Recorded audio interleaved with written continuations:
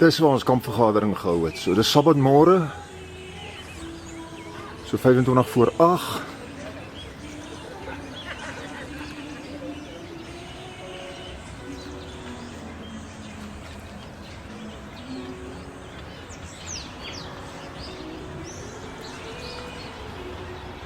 Besige dag wat voor lê. Spreek. Doop vanmiddag. Lesings wat klaargemaak moet word. Kampvergadering is besig om tot einde te kom. Môre is die laaste dag. Van die mense begin môre terug gaan huis toe. En ons self draai maandag om op pad huis toe. My shoes are not good.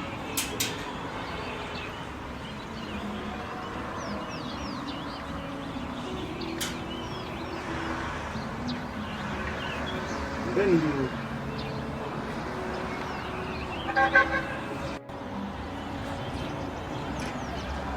Ellen wat die poorte gaan oopmaak.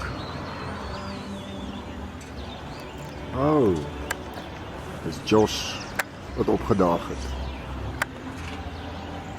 Josh die langman.